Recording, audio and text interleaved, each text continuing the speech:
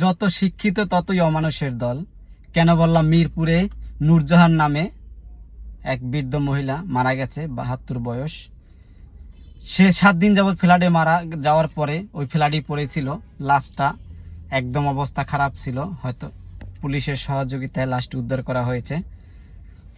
এই জন্য বললাম যে যত শিক্ষিত ততই অমানুষের দল। তার 4টি সন্তান, 4টি সন্তানই ভালো পজিশনে আছে। AKM আনিসুর রহমান সচিব, AKM আতিকুর রহমান, আমিনুর রহমান অধ্যাপক বুয়েট। মেয়ে হইলে ফাতেমা নাসরিন সুলতানা শিক্ষিকা। আর এক ছেলে হইল আতিকুর রহমান, AKM আতিকুর রহমান, কানাডা প্রবাসী। 4টি সন্তানই পজিশন ভালো এবং ভালো গ্রাজুয়েশন করা এবং ভালোই চাকরি করে দেশে ও দেশের বাইরে। তার মা কেন ঘরে পড়ে পচে যাবে? তাইলে তারা কি ছেলে মানুষ করে না? মা বাবা কি কষ্ট করে না? মা বাবা অবশ্যই কষ্ট করছে। কষ্ট করার পরে মা বাবা কেন এত কষ্ট করে তারা মারা যাবে? মৃত্যু সবারই একদিন হবে, কিন্তু এভাবে মৃত্যু হবে এটা কখনোই কেউ কল্পনা করে নাই। আমরা এটা অবশ্যই সঠিক একটা তদন্ত চাই। এটা শুনছি পুলিশ তদন্ত করতেছে, সঠিক একটা তদন্ত চাই যে আসলে এটা সত্য ঘটনাটা কি ছিল।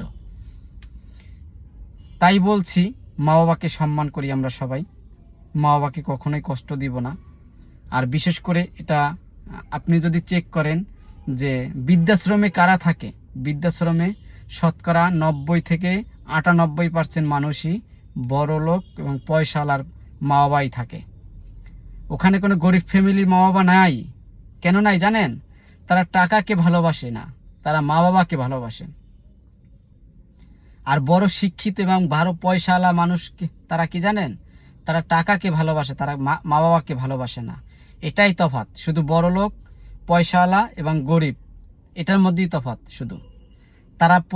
তারা সন্তানকে ভালোবাসে, তারা মা বাবাকে ভালোবাসে, তারা টাকাকে ভালোবাসে না গরিবে। আর পয়সাওয়ালারা, টাকাওয়ালারা, তারা শুধু টাকাই চিনে, তারা মা বাবাকে কখনো চিনে না। মা বাবা মানুষ করে দিয়েছে এই পর্যন্তই, তারপর মা বাবাকে চিনে না।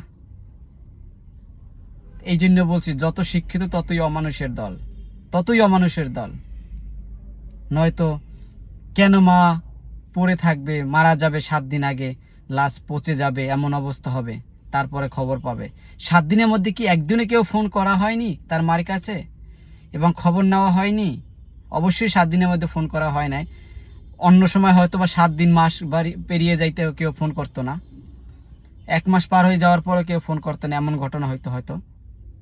তো এটা আমরা অবশ্যই দুঃখজনক ঘটনা। এবং যে মারা গেছে নূরজাহান বেগম, আমরা তাকে সবাই সম্মান করি এবং তাকে যেন শহীদি মর্যাদা দান করেন আল্লাহ যেন তাকে মাফ করে। আপনি দেখবেন যারা মাদ্রাসায় পড়ে এমন ছেলে সন্তানের মা বাবা কখনো বৃদ্ধাশ্রমে নেই। যারা গরিব আছে এমন কারো সন্তান বৃদ্ধাশ্রমে নেই। কারণ নেই জানেন? তারা মা বাবাকে ভালোবাসে, তারা টাকাকে ভালোবাসে না। আর যত শিক্ষিত করবেন তারা শুধু টাকাকেই ভালোবাসবে, মা বাবাকে ভালোবাসবে না। নয়তো এরকম মৃত্যু কখনোই আমরা মেনে নিতে পারি না। এটা দুঃখজনক, খুবই দুঃখজনক। ভিডিওটা শেষ পর্যন্ত দেখার জন্য সবাইকে ধন্যবাদ। যদি ভিডিওটা ভালো লাগে অবশ্যই শেয়ার করে সবাইকে দেখার সুযোগ করে দেবেন। আল্লাহ হাফিজ।